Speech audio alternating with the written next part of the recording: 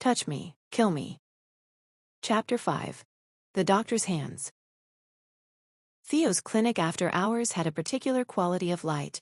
Fluorescent overheads mixing with the warm desk lamp he kept by his workstation, creating an atmosphere that was half medical facility, half someone's study.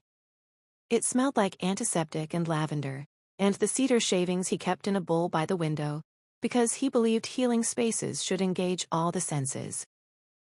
Dex sat on the examination table, shirtless, the paper crinkling beneath him every time he shifted.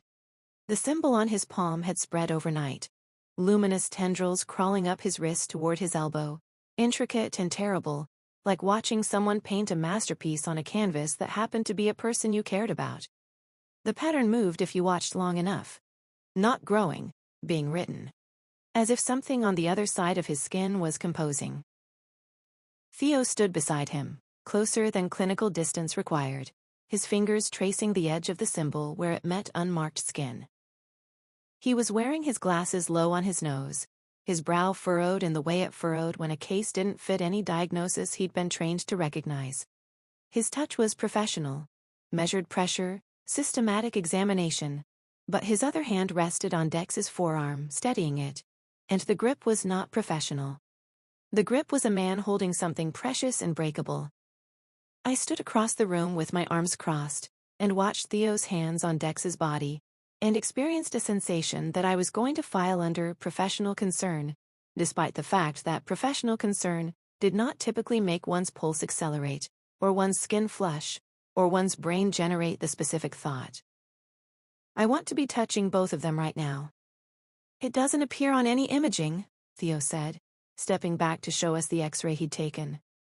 Dex's hand, rendered in ghostly white on the lightbox, looked perfectly normal. No mark, no symbol. As if the thing glowing on his palm existed in a frequency that medical technology couldn't perceive. The ultrasound shows nothing. The MRI shows nothing. So it's not physical, I said. It is physical. I can see it. You can see it. It generates measurable heat. Theo pushed his glasses up. But it's not in his skin. It's under it. Below the tissue level. As if something is writing on him from the inside. From the inside of what? Dex asked. That's an excellent question for which I have no scientific framework. Outstanding. So I've got an interdimensional tattoo that doesn't show up on X-rays. This is exactly how I thought my Tuesday would go. Theo ignored the deflection with practiced ease. Make a fist for me, now relax. Again. He was holding Dex's wrist, thumb against the pulse point, checking nerve response and circulation. The room was very quiet, just the hum of the fluorescent lights and the faint, ever-present suggestion of the ocean through the clinic's walls. Dex was watching Theo's face. Not the way a patient watches a doctor, the way a man watches someone he's decided to stop lying to himself about. With hunger and tenderness and a reckless openness that looked, on Dex Moran's usually easygoing face, like something close to awe. Theo felt the gaze. I saw his fingers tighten momentarily on Dex's wrist. He didn't look up, he didn't need to. The flush creeping up the back of his neck said everything his composure was trying to hide. And I stood there, watching two men who I wanted separately together, in every configuration my imagination could construct, and I felt the wanting like a physical force. Like gravity had developed opinions. I could try reading it, I said, breaking the silence before it broke me. Touch the symbol directly. Maybe I can see where it comes from. Theo hesitated. His medical training and his protective instincts were at war with his understanding that my gift was the only diagnostic tool that might actually work. Dex said yes immediately. Do it. I crossed the room. Our eyes met, his blue, mine gray-green, a whole conversation happening in the space between. Are we going to talk about the other night? His eyes asked. Not now, mine answered. But yes, eventually, about all of it. I placed my bare palm over the glowing mark on his hand. Our fingers interlaced, his warm, calloused, the familiar geography of a hand I'd now held in passion and in crisis, and in the charged territory between. The psychic channel opened, but this time the vision wasn't Dex. The symbol had its own memory. The ocean floor. Impossibly deep. Miles, maybe. The pressure a sensation even in the psychic realm. Impossibly clear, as if the water itself had become transparent. A window into geological time. And there on the seabed, the structure. Ancient, geometric, built by something that thought in angles humans couldn't perceive. A cathedral of light, its surfaces shifting between states of matter, its architecture alive in a way that made the word building inadequate. This was a consciousness that had given itself a shape. The entity was there, the deep one. Its awareness filled the structure the way weather fills a sky, omnidirectional, vast, patient. It was reaching upward. Through the water column, through the sediment and rock, through the 200 feet of cliff. Through the anchor points which appeared in my psychic vision as points of light arranged in an incomplete constellation. Reaching toward the surface. Toward the circle being built for it. It had been reaching for a century. It was almost there. But the vision was layered, because Dex's body was the conduit, and Dex's body had memories too. His emotional state bled through the symbol's signal. Fear about the mark. Protectiveness toward me so fierce it bordered on violent. And, underneath, indelible, impossible to filter out. The vivid sensory catalog of the night we'd spent together. My name in his mouth. The sound I'd made when he'd... I was trying to see the ancient horror on the ocean floor, and my psychic channel kept slipping into replays of his hands, his breath, the architecture of his wanting. I let go. My face was on fire.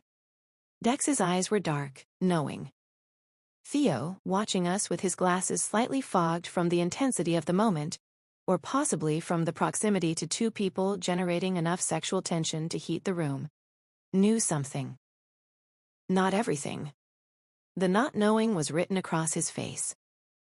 The entity is directly below the cliffs, I said, aiming for composure and landing somewhere in the neighborhood of woman who has recently seen her lover's explicit memories while trying to investigate an eldritch horror.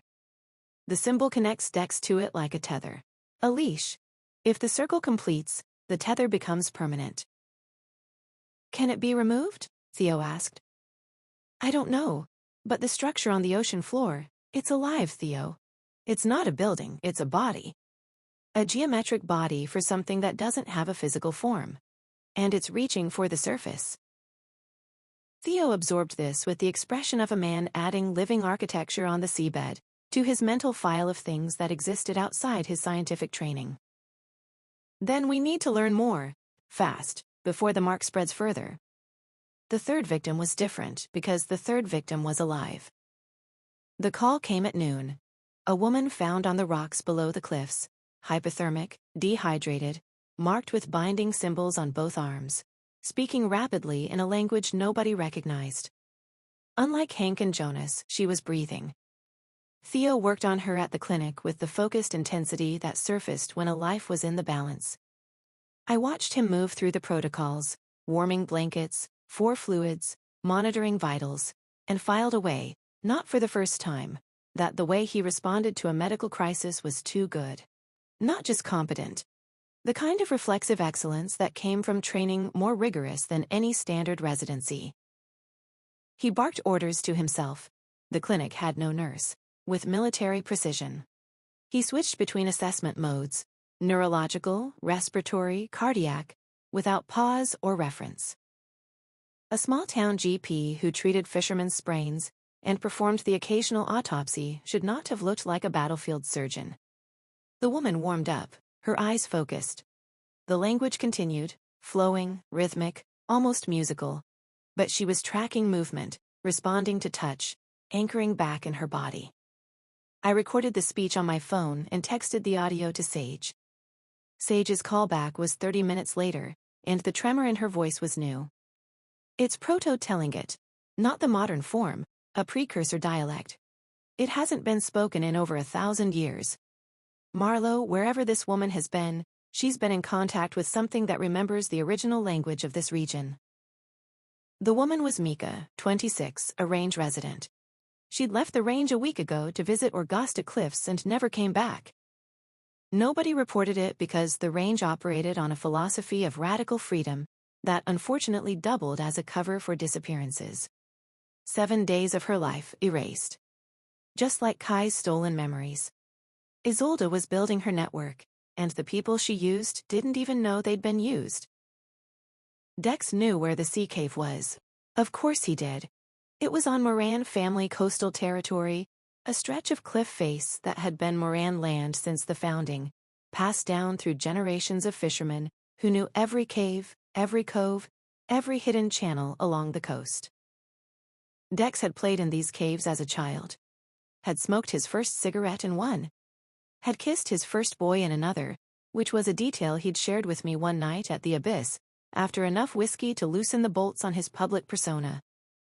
We took the asking price out at dawn. The approach was genuinely dangerous. Rocky channels that narrowed to boat width, a tidal window of 40 minutes, and a cave mouth that gaped in the cliff face like something organic. A throat, a wound, a mouth waiting to swallow. Inside, the air was different. Cold in a way that went beyond temperature, a chill that felt intentional, as if the cave itself was hostile to warmth. The walls were slick with mineral deposits that caught our flashlight beams and shattered them into 1,000 points of iridescent light. The ceiling dripped, a constant or rhythmic percussion that echoed and re-echoed until the sound became spatial, three-dimensional, a cave singing to itself. Evidence of recent use was everywhere. Candle wax pooled on stone, the wicks still fragrant with beeswax. Salt circles on the cave floor, disrupted but visible. The faint, copper-sweet smell of old blood, not a lot but present, deliberate. Ritual blood, not violence blood. There was a difference, and I was learning to tell. And on the walls, carved into the living rock with the same inhuman precision as the marks on Hank's and Jonas's bodies, the binding symbols.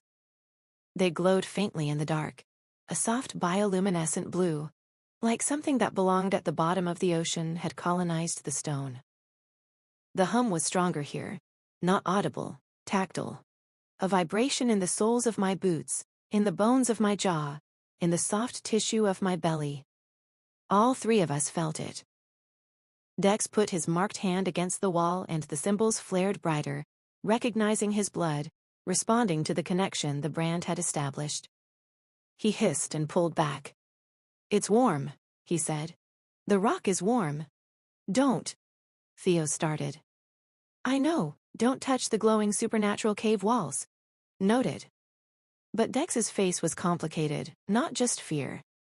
Recognition. His hand had fit the wall. His mark had been the key to the lock. Whatever the Moran bloodline's connection to the Deep One was, this cave was where it lived. Theo found the journal. In the deepest part of the cave, behind a natural stone column, tucked into a crevice.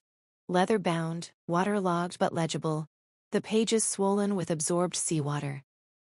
Theo opened it with the care of a man handling a contaminated sample. The handwriting was elegant, deliberate, the same hand that had written the note with the sealskin gloves. Isolde Hargrove's journal. The entries spanned weeks, observations, calculations, diagrams of the binding circle at various stages of completion. And the last entry, dated 2 weeks ago, in handwriting that had become urgent, pressing hard enough to tear the paper. 5 points set. 2 remaining. The seer's blood will complete the circle. The Deep One will rise. I will be free. I read it 3 times. Theo read it over my shoulder, close enough that I could feel his breath on my neck. Dex stood behind us both, one hand on each of our shoulders, grounding himself through contact, the way he grounded himself through everything, physically with his body, with the unshakable belief that proximity was a form of safety. "The seer's blood," I said. "That's me." "We don't know that for certain," Theo said. "The sealskin gloves, the visions, the hum that only I can hear at full strength. The fact that an ancient ritual designed to open a door between dimensions specifically requires a psychic, and I'm the only one within 100 miles. I closed the journal. "It's me, Theo." Silence in the cave. The hum vibrated. The symbols glowed. The ocean, somewhere beyond the cave mouth, continued its indifferent conversation with the cliffs. That night I couldn't sleep. This was becoming a pattern.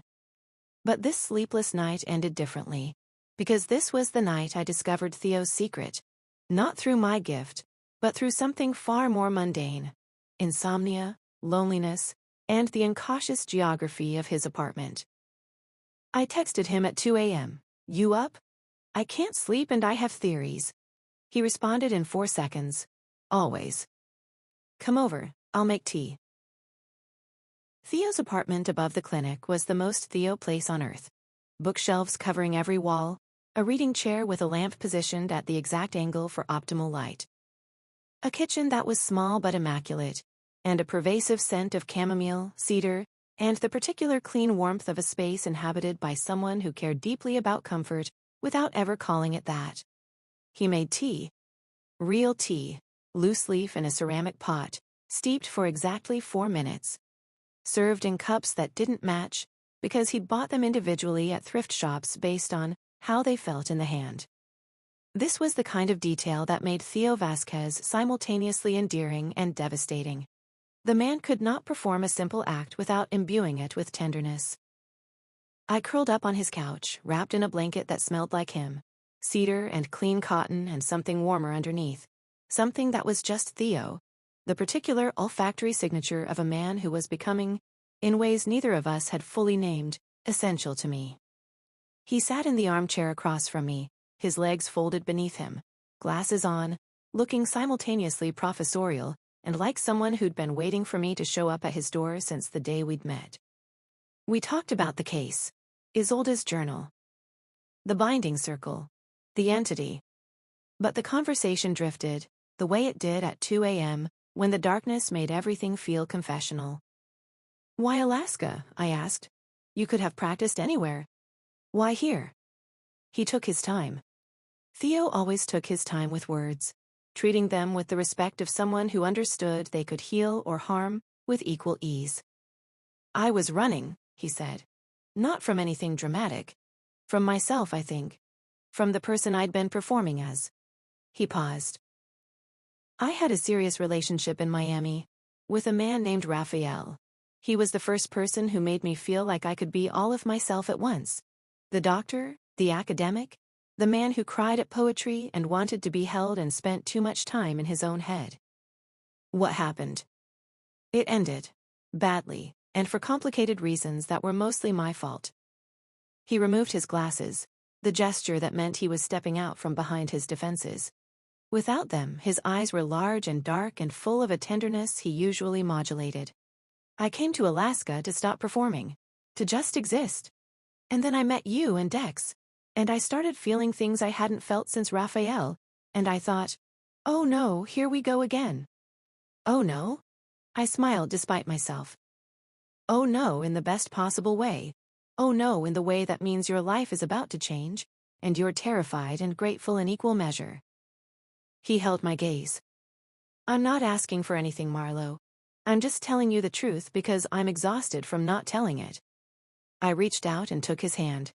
Not a psychic read, not an investigation. A woman taking a man's hand because the distance between them had become intolerable, and the simplest gesture was the only one that mattered. He went still. His pulse under my thumb was rapid, unsteady, betraying every particle of composure his face was maintaining. His fingers tightened around mine. The grip was not casual. It was the grip of a man who had been wanting this contact for years, and was now, in the gentle chaos of receiving it, trying not to fall apart.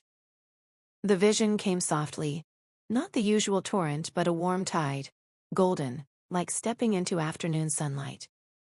Theo's longing for me, vast and carefully contained, a reservoir held behind a dam built from professionalism and patience, and the fear of ruining what he had by reaching for what he wanted. I saw myself through his eyes, and what he saw was different from what Dex saw. Where Dex's vision of me was fire and hunger and the electric thrill of chemistry, Theo's was. Theo saw someone he treasured, someone whose pain he catalogued and carried because standing by while she suffered was more than he could bear. He watched me in rooms full of people, watched the way I navigated around bodies, the way I flinched from unexpected contact, the way I masked my loneliness with competence. And what he felt was not pity. It was a ferocious, helpless tenderness. He wanted to shelter me, not from the world, but from the specific cruelty of a gift that turned every touch into an invasion.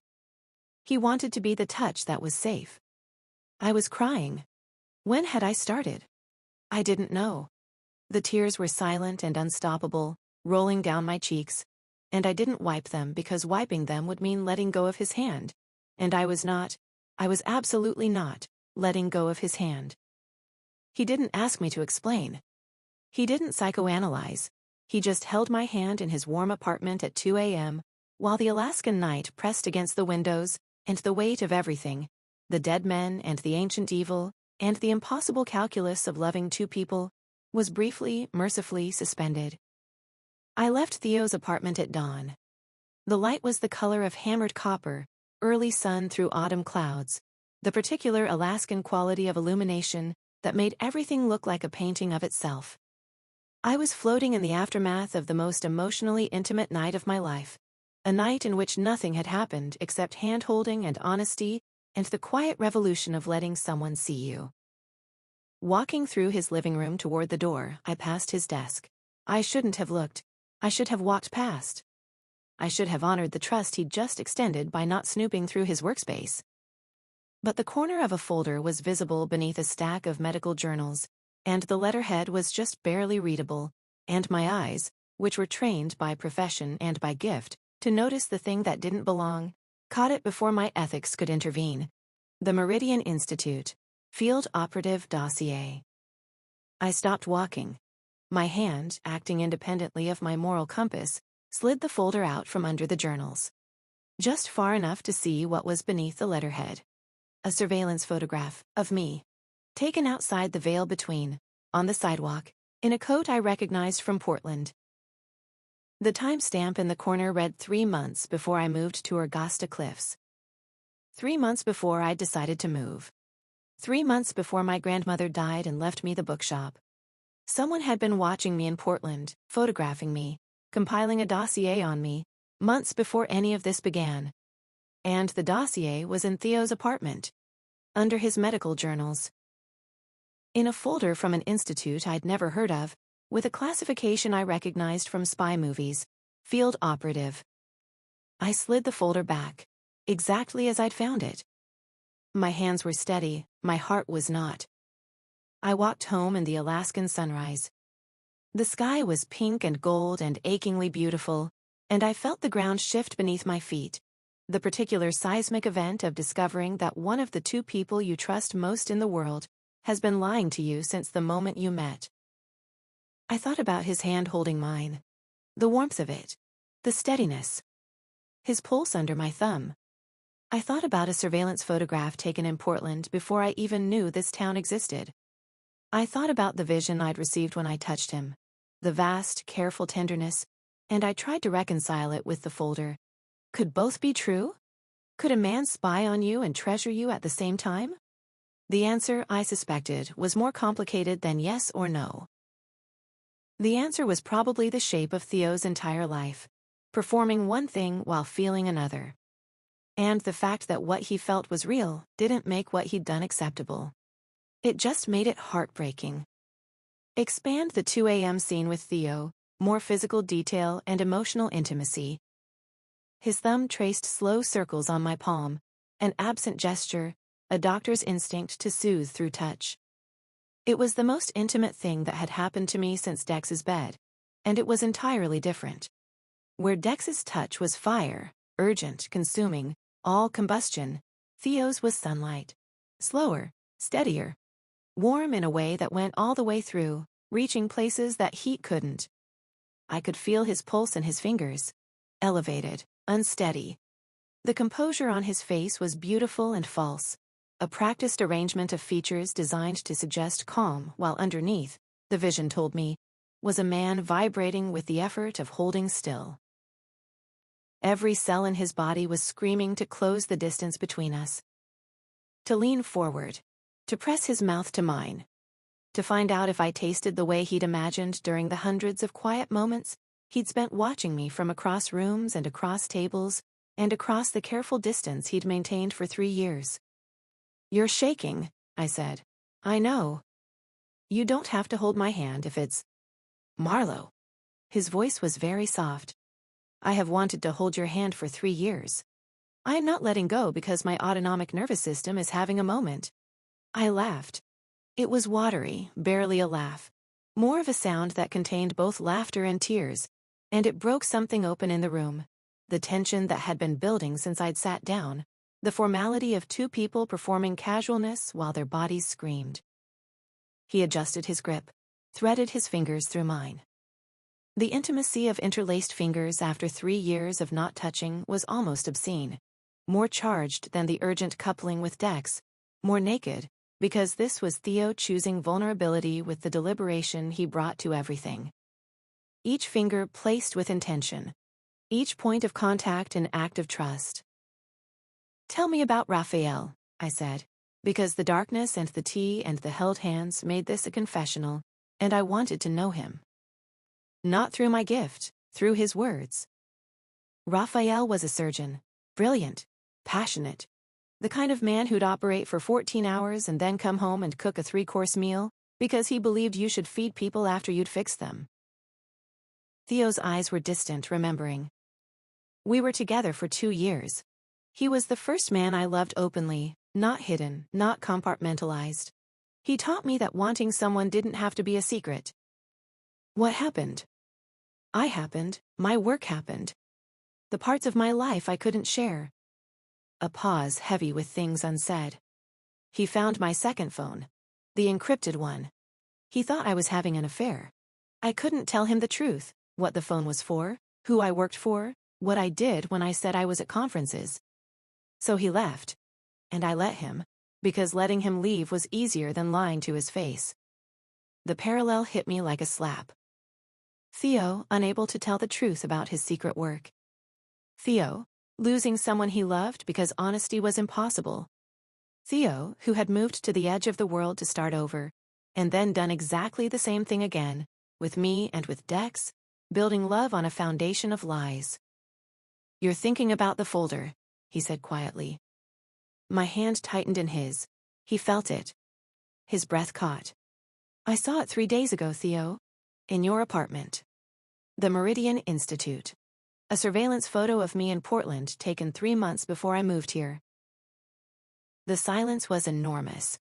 The apartment, so warm a moment ago, felt like a held breath. "You knew," he said.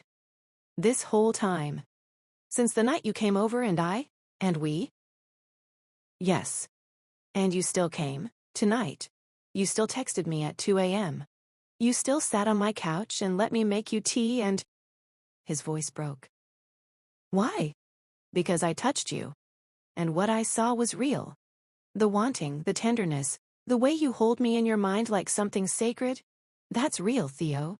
Whatever else you are, whatever you've done, that part is real." "It's the most real thing about me," he whispered. He lifted our joined hands, pressed his lips to my knuckles. The gesture was so tender, so unbearably gentle, that it cracked something in my chest that I'd been keeping sealed since the day I learned what touch could cost. He kissed each knuckle, then my palm. Then the inside of my wrist, where my pulse hammered against his lips. It was not a sexual gesture. It was a prayer. "I will tell you everything," he said, against the skin of my wrist. Every secret, every lie, everything the Meridian asked me to do and everything I chose to do instead. But I need time, and I need you to know that whatever I tell you, whatever I've done, this is real. You and Dex and me, this is the only real thing I've ever had." I didn't kiss him. We weren't there yet, not with the folder between us, not with the lies still unconfessed. But I put my other hand on his face, cupping his jaw, and I let the vision come freely. His love for me, architectural and fierce, every beam load bearing, designed to shelter. We stayed like that until dawn. Expand the Meridian folder discovery with more emotional depth. The Meridian Institute, Field Operative Dossier. 7 words that rearranged the furniture of my reality. I stared at the folder for maybe 30 seconds, though it felt like 30 years, time dilating the way it does when the ground beneath you shifts. The letterhead was plain, professional, the kind of bureaucratic formatting that suggested a government agency or a well-funded NGO. The classification stamp in the corner, Level 4, Restricted Access, was the only indication that this wasn't someone's tax records. I slid the folder out, just far enough. My hands were steady, the hands of a woman who touched dead bodies for clues and received other people's sexual fantasies through handshakes. Steady hands were a professional requirement. The surveillance photo was the first page. Me, outside my apartment in Portland, in a coat I recognized, the gray one with the toggle buttons, the one I'd worn during the winter before I moved. I was carrying a bag of groceries, looking at my phone, completely unaware that someone was photographing me through a telephoto lens from across the street. The timestamp, 3 months before Vera died. 3 months before I had any reason to come to Augusta Cliffs, which meant Theo hadn't been sent here after I arrived. He'd been watching me before I left. The assignment wasn't to assess the psychic who'd moved to the supernatural hotspot. It was to track the psychic and ensure she moved to the supernatural hotspot. I was being herded, and Theo was the sheepdog. I slid the folder back, exactly as I'd found it. The medical journals settled over it, hiding it, as if the truth could be covered by enough academic publications. I walked through his apartment toward the door. Past his bookshelf, organized by subject, then by author, the system of a man who believed in order as a defense against chaos. Past his kitchen, clean, the loose-leaf tea in its ceramic jar, the mismatched cups he'd chosen for how they felt in his hand. Past the armchair where he sat every evening, reading, his legs folded beneath him, his glasses low on his nose, looking like a painting of a man at peace. A painting that was, I now understood, covering a different picture entirely. At the door, I paused, looked back at the apartment, the warm lamps, the cedar scent, the evidence of a man who cared deeply about comfort and beauty, and the sensory experience of being alive. Was it real? Could a man build a life this warm, this intentional, and have it be a cover? Or had the cover become the truth somewhere along the way, the performance of kindness becoming actual kindness, the way a person who smiles long enough eventually becomes happy? I thought about his hand holding mine.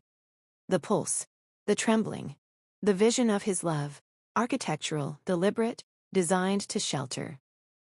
That was real. I was certain of it. My gift did not lie. It couldn't. It received raw emotional data, unfiltered, unedited.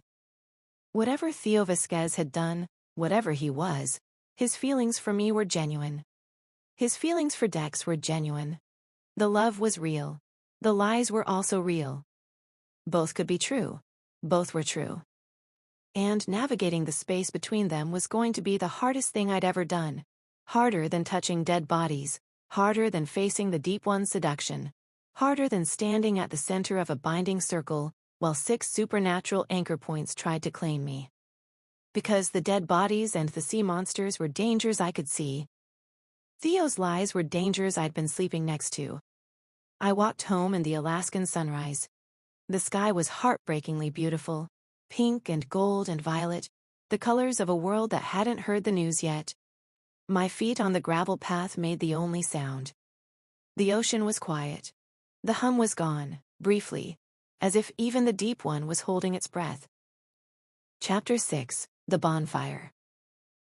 The Harvest Bonfire was the one night a year when Augusta Cliffs collectively agreed to pretend that the encroaching darkness, the isolation, and the ever-present possibility of violent death by ocean were things to celebrate rather than endure. 30 feet of stacked timber, doused in accelerant by the fire chief, who was also the mayor's husband, because small towns are efficient, set ablaze on the cliff's edge while the entire population gathered to drink, dance, and make decisions they'd spend the winter regretting. I was in my apartment above the veil between, fighting with a red dress. The dress was silk, vintage, bought at a Portland estate sale 3 years ago and worn exactly twice. Once to a party where I'd kissed someone I shouldn't have, and once to a gallery opening where I'd left early because the crowd made my skin crawl. It was the kind of dress that didn't ask permission. It cut low enough to announce intentions and clung in places that made subtlety irrelevant. I'd brought it to Alaska because throwing it away felt like admitting defeat. "You're wearing the red dress," Vera observed from the hallway, materializing with the timing of a woman who'd had 70 years to perfect the art of commentary. "You only wear the red dress when you want someone to look at you and suffer." "I'm going to a bonfire, Grandma." "You're going to war, darling. The dress is appropriate." I looked at myself in the mirror. Auburn hair loose for once, falling past my shoulders. Gray-green eyes lined in something dark. The dress doing exactly what the dress was designed to do.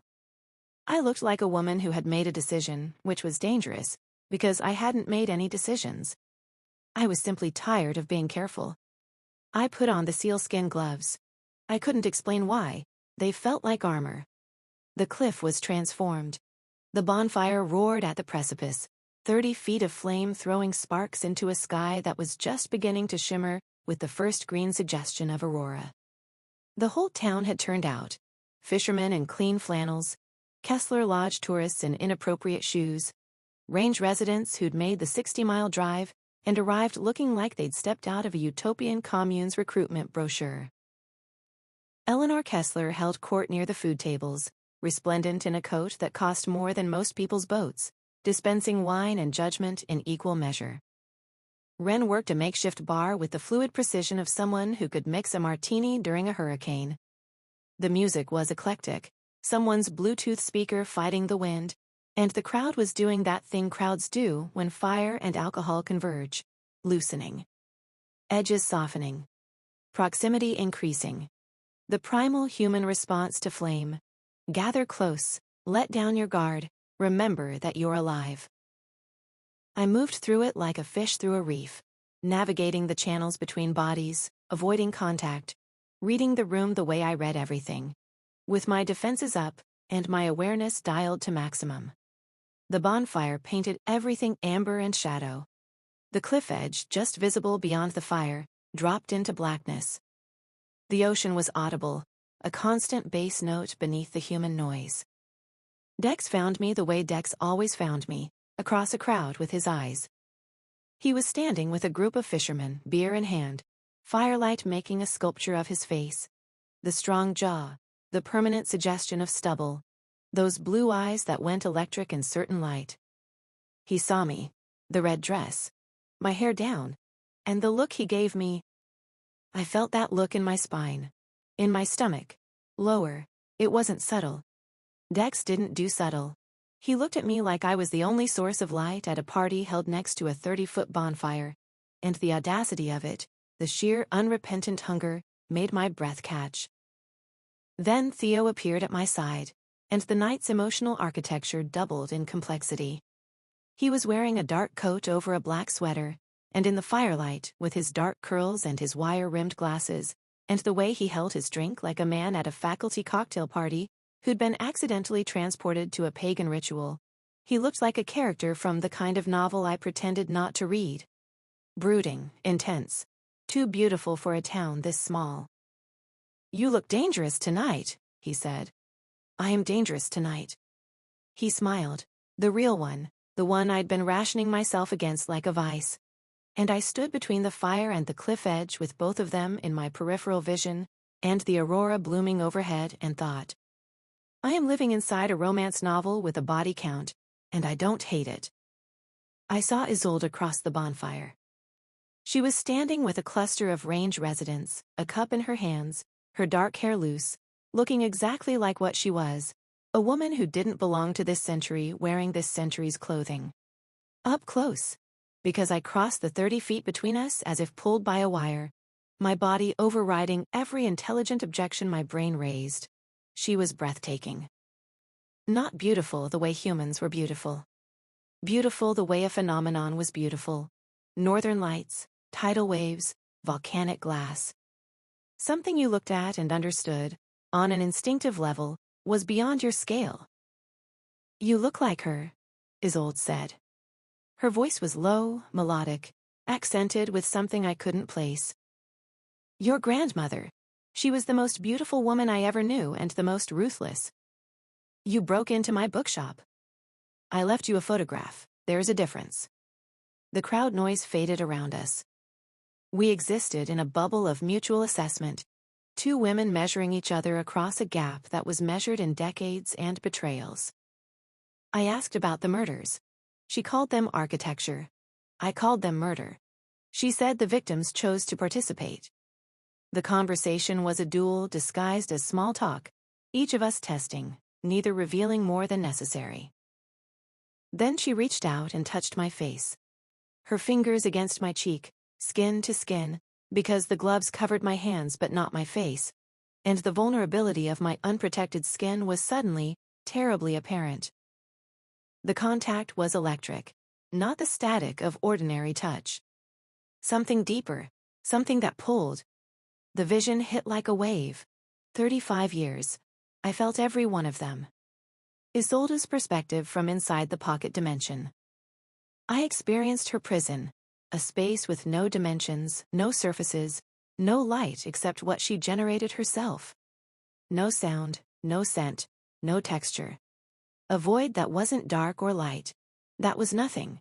The absence of everything. The sensory equivalent of a scream that produced no sound. Not rage. I'd braced for rage.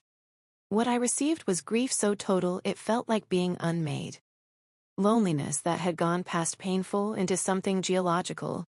A landscape of isolation so vast, it had its own weather, its own gravity. She hadn't just been alone. She'd been erased. Stripped of every sensation that made existence bearable. Warmth, wind, the sound of another voice, the feeling of being touched. 35 years without being touched. I thought about my gloves, my flinching, my carefully maintained distance from every human being. I'd chosen a life of minimal contact. Isolde had been sentenced to one. And the echo between her isolation and mine was so precise, so resonant, that for a terrible moment I couldn't tell where her loneliness ended and mine began. Then, reaching, through the walls of her prison, years of effort, decades, pushing against the barrier, finding the thin spots, learning the binding language that could be spoken from inside a seal. Not to destroy, not to conquer, to feel again, to exist in a world that had texture and temperature and the unbearable sweetness of another person's skin. I pulled back from the vision with tears on my face. Isolde watched me with an expression that wasn't triumph. It was hope. Raw, desperate hope. The hope of a woman who'd been alone for 35 years and had just been, for a moment, understood. You felt it, she said. The loneliness. I had. And I was shaking with the weight of it. Dex found me minutes later, and he was in trouble. His marked hand was glowing through his glove, bright enough to see in the bonfire's light. He pulled the glove off, and I saw the tendrils had reached his forearm, the patterns still being written, new symbols appearing as I watched. Always wanted a sleeve tattoo, he said, attempting the grin. Just not like this. His voice cracked. The grin failed. And Dex Moran, who faced the ocean for a living, who laughed at storms, who performed confidence like a professional sport, was scared. I took his hand without thinking. Visions be damned. The psychic red confirmed what I'd feared. The entity was riding on Dex through the mark, claiming him through the Moran bloodline connection. If the circle completed, the marked ones became permanent anchors, tethered to the deep one forever.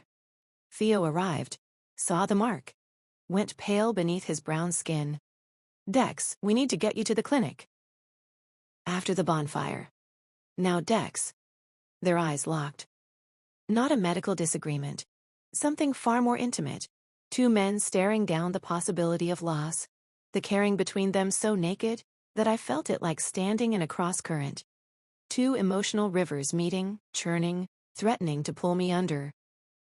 While they argued about clinical urgency versus stubbornness, I watched Theo step away into the darkness beyond the bonfire's reach. I followed, at a distance, using the crowd as cover. He pulled out a phone that wasn't his everyday phone. A burner. Hidden in his coat's inner pocket. He dialed. His posture changed, the warm doctor vanishing, replaced by someone harder. Clipped. The situation is escalating faster than projected. Dimensional breach attempt in progress. At least one extra-dimensional entity involved. I need authorization to... Silence. Listening. His jaw tightened. No, extraction is not an option. There are people here who... Cut off? A longer silence. The tendons in his neck stood out. He hung up. Held the phone in his hand for a long moment. Then, with a deliberate, decisive motion, he threw it off the cliff. I heard the distant splash as it hit the water 200 feet below. He walked back to the bonfire, to Dex and me. And he looked at us with the expression of a man who had just burned his lifeline and did not regret it. Late. The bonfire dying. The crowd thinned to stragglers and the determined. The three of us, the last ones on the cliff path, walking toward the overlook where we always stopped. The aurora erupted. Not the polite aurora that tourism boards put on posters. The full Alaskan display, curtains of green and violet light rolling across the sky like the atmosphere was performing for an audience of three. The colors moved, undulated, breathed, shifted from emerald to amethyst to something that had no name. Below us, the ocean reflected it back, and for a moment the world was nothing but light and water and the three of us standing at its edge. Dex spoke. I know about last night. You went to Theo's. Not an accusation. A door opening. His voice was steady, but his body was taut. A man bracing for a blow that he was also inviting. Nothing happened, I said. I know. A beat. That's the problem. Theo, quiet as the space between stars. Dex. Dex turned to him. In the aurora light, both their faces were strange and beautiful, painted in colors that didn't belong to the human spectrum. Tell me I'm wrong. Theo didn't tell him he was wrong. The aurora flared. The hum from the ocean was there, but different tonight.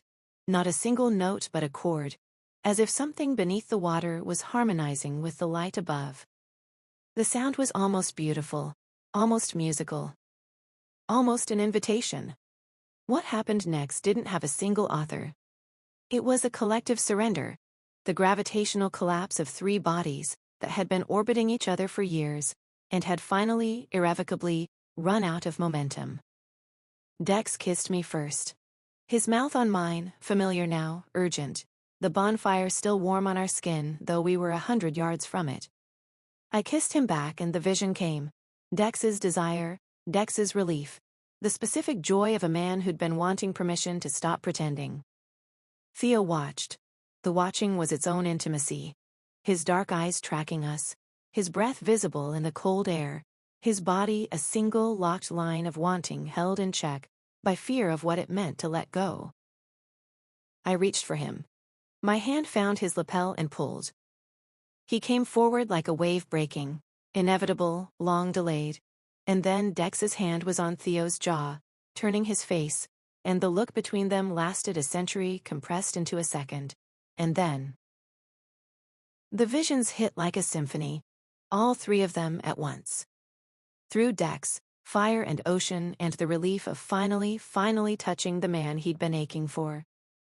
Through Theo, precision and tenderness, and the quiet devastation of a man who'd been holding the door shut with both hands and had just stepped aside.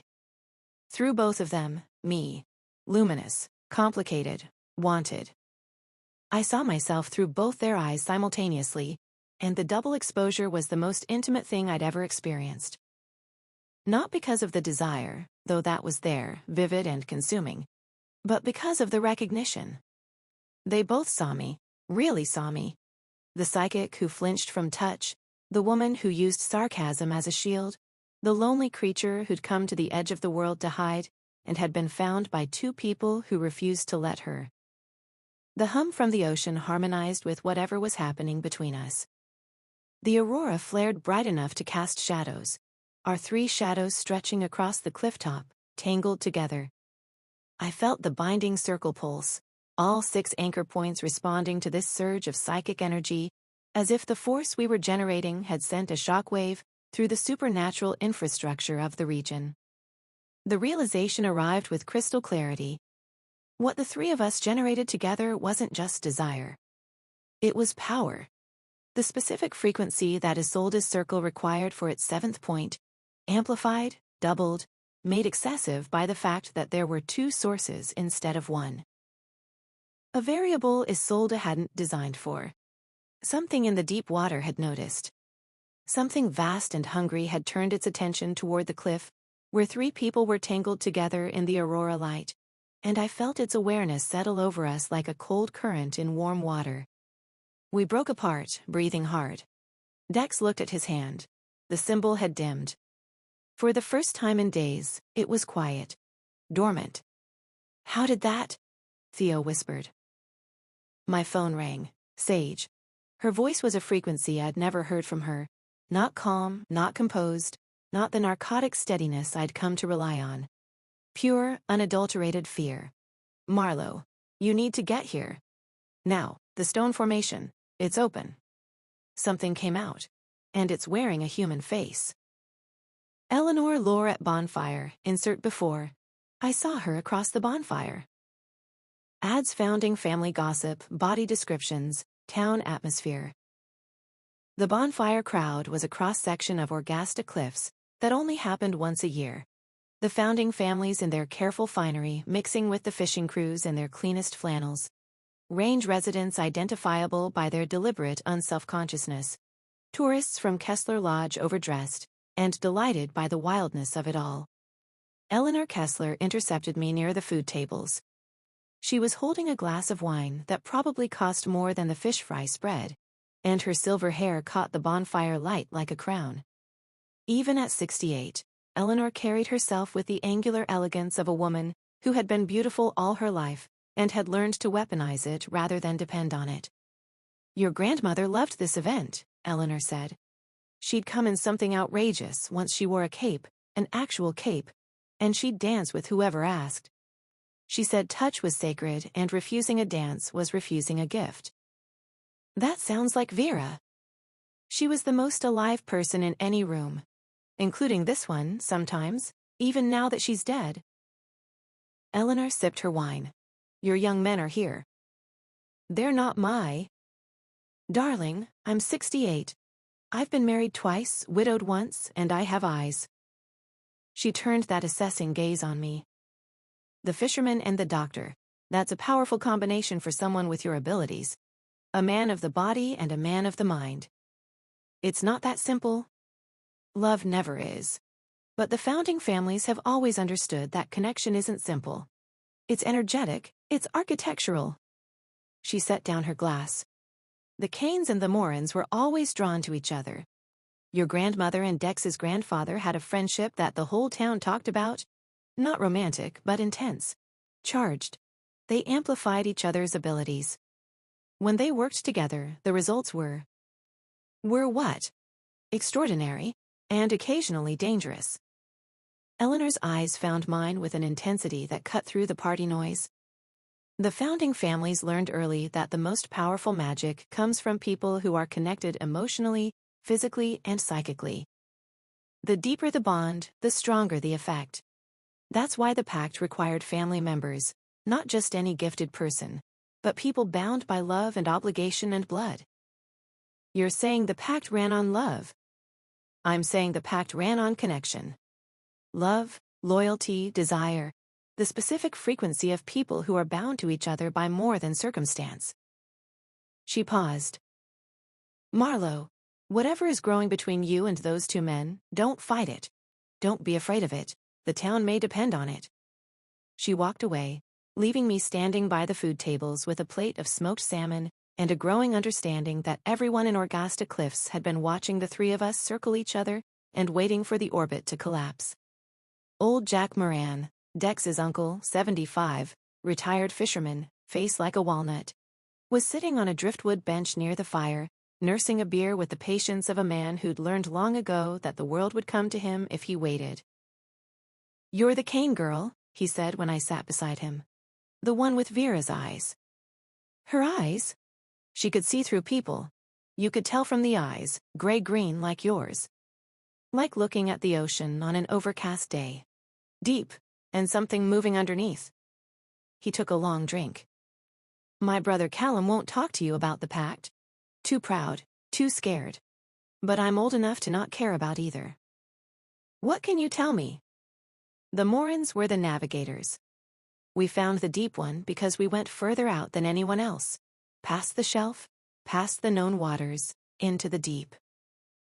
My father said the deep one was the most beautiful thing he ever felt. Not saw, felt. He said when its consciousness touched his, it was like the ocean learned to sing. Felt. Through psychic contact? Through the water. The Morans don't have your kind of gift. We're not seers. We're listeners. We hear the ocean the way your family sees through skin. And what the ocean says, most days, is that something down there is lonely. Something that was alive once, in a way we don't have words for, and is now trapped and starving and reaching toward the surface, with hands made of current and tide. He looked at the bonfire. Flames reflected in his old eyes. My nephew, he said. Dexter. He's got it stronger than anyone since my father. He hears the ocean in his sleep. Won't admit it. Boy's too stubborn to admit anything. But he wakes up some mornings with salt on his lips and he hasn't been near the water. Jack finished his beer. That mark on his hand? That's not a brand. That's a handshake. The deep one finally found a Moran who could shake back. Expand the bonfire makeout/trio scene with more physical detail. The aurora was the most beautiful thing I'd ever seen, and I grew up in a world where beauty was common and devastating was rare. This was devastating. Curtains of light and colors that didn't have names, shifting through the spectrum in slow, majestic waves, as if the atmosphere was performing a dance that had taken billions of years to choreograph. Below us, the ocean reflected it, and the doubled light, above and below, made the cliff feel like a stage at the center of the universe. Dex kissed me first. His hand found the back of my neck, warm, possessive, his fingers tangling in my hair with the authority of a man who'd been imagining this specific gesture for months. He pulled me toward him, and his mouth found mine, and the kiss was not tentative. It was a statement, a claim. A year and a half of wanting concentrated into the pressure of his lips, the heat of his tongue, the sound he made against my mouth. Low, involuntary, the sound of relief. I kissed him back with everything I had. My hands on his chest, his jaw, the back of his neck. Through the contact, the vision poured. Dex's desire, alive and vivid, a kaleidoscope of sensation and fantasy, and present tense hunger. I felt his heartbeat through his ribcage, fast, hammering, the heart of a man who was getting something he'd been desperate for. I felt his hands tighten in my hair, the slight sting of it, and through his perspective, I felt what the sting did to his nervous system. A spark, a flare, a surge of want so intense it was almost painful. Theo watched. I knew he was watching because I could feel his gaze on my skin, a physical weight, a heat source separate from the bonfire. The watching was its own form of intimacy. He was choosing to witness, to be present for this, to hold the space rather than look away. The restraint cost him. I could see it in his body, the tension in his shoulders, the whiteness of his knuckles where his hands gripped the fence post beside him, the rapid rise and fall of his chest. I broke the kiss with Dex, not pulling away but shifting, turning, reaching for Theo. My hand found the lapel of his dark coat and pulled. Hard, deliberate. An invitation that left zero room for ambiguity. Theo came forward like a wave that had been building for 3 years and had finally irrevocably crested. His hands framed my face. Careful, precise.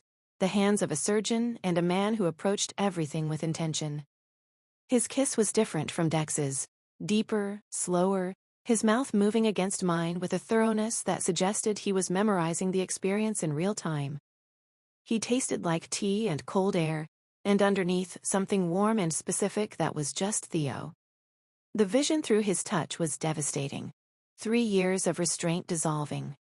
Every carefully maintained boundary collapsing. The dam breaking. Through his eyes I was luminous, not just desired but treasured. The way you treasured a rare book or a first edition or a discovery that changed the way you understood the world. Then Dex's hand was on Theo's jaw. Turning his face, their eyes met across the inches between them, and the look that passed was not a question. It was an answer to a question that had been asked in 1,000 small ways over 3 years of friendship. Every lingering shoulder touch, every argument that felt like foreplay, every night at the abyss when their knees touched under the table and neither moved away. Dex kissed Theo. It was not gentle.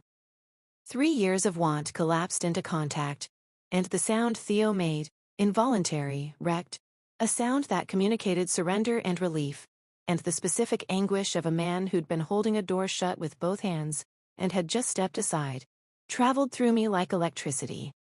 Through my connection to Dex, I felt it from his side, the softness of Theo's mouth, the scratch of stubble against stubble, the overwhelming rightness of finally touching the person you'd been aching for. Through my connection to Theo, my hand still on his coat, his hand still on my face, I felt it from his side, the shock of Dex's mouth, the warmth, the confidence, the way Dex kissed like he did everything, with full commitment, no hedging, all in. I was experiencing a kiss between two men from both of their perspectives simultaneously, and the double vision was the most intimate thing I'd ever encountered. More intimate than my own encounters, more intimate than any vision I'd received from a stranger. Because this was mine. This was us. The three of us, tangled together on a cliff at the edge of the world, and the energy we were generating. The aurora flared. Not gradually, violently. The light intensified by orders of magnitude, bright enough to cast triple shadows from our three bodies, and the hum from the ocean surged in response, harmonizing with whatever we were producing. I felt the binding circle pulse, all 6 anchor points, scattered across the landscape of Orgasta cliffs and the surrounding coastline, responding to the psychic shockwave. As if the combined force of 3 people choosing each other had sent a signal through the supernatural infrastructure of the entire region. The realization crystallized: what we generated together was power. Not metaphorical, literal, measurable, reality-affecting power. Isolde's circle required a seer's desire as its 7th frequency. I had 2 sources of desire, not one. The trio's combined output was something the circle's design hadn't anticipated, and something in the deep water had noticed. I felt its attention settle over us like a cold current in warm water, vast, alien, intensely interested. We broke apart. All 3 of us breathing hard, flushed, the aurora slowly dimming back to normal intensity. Dex's hand was still on Theo's jaw. My hand was still on Theo's coat. Theo's hand was still on my face. A triangle of contact, each touching the other, a circuit that hummed with residual energy. Dex looked at his marked hand. The symbol had stopped spreading. For the first time in days, it was dim. Quiet. "How did that?" Theo whispered. More physical detail at the bonfire, Dex and Theo bodies in firelight. The bonfire transformed everyone. The amber light softened hard edges, gilded ordinary faces, turned the crowd into something mythological, a gathering of fire-lit figures on a cliff above the dark ocean, halfway between civilization and the void. Dex moved through the crowd like he owned it, which, in a sense, he did. 3rd generation, Orgasta cliffs, born on the water, raised in the harbor. He knew every fisherman by name, every boat by whole number, every widow and orphan and wayward teenager in town. He clasped hands, thumped shoulders, kissed cheeks. Physical contact as natural to him as breathing. Each touch a small act of belonging that made me ache with envy. In the firelight, his body was something else. The flames turned his sandy hair to bronze. His blue eyes reflected fire like water reflects the sky. He changed into a clean thermal that fit him, actually fit him, as opposed to the torn, salt-stained disasters he wore on the boat. And the sight of Dex Moran in a shirt that followed the contours of his chest and shoulders was significant enough to make 2 separate women lose their train of thought mid-sentence as he passed. He found me across the crowd, and the look he gave me, slow, deliberate, the red dress registering in his eyes like a flame hitting tinder, made my skin flush hot enough that the bonfire was redundant. And then Theo. Theo in the firelight was a different kind of revelation. Where Dex was elemental, fire and salt and physicality, Theo was composed. His dark coat over the black sweater created a silhouette that was all lines and angles, the kind of deliberate aesthetic that said this man had stood in front of a mirror and chosen this outfit to achieve a specific effect. The effect was devastating. The firelight caught the planes of his face, the sharp jaw, the high cheekbones, the full mouth that I had in recent days spent more time thinking about than was strictly healthy. Without the coat structure hiding his frame, his body was visible in outline. Lean, the narrow waist, the hint of hip bones above his belt, the long legs. He moved through the crowd differently than Dex, not claiming space but occupying it with quiet authority, the kind of presence that drew attention without demanding it. Both of them, here, firelit, looking at me like I was the point of the entire evening. I was going to need more whiskey.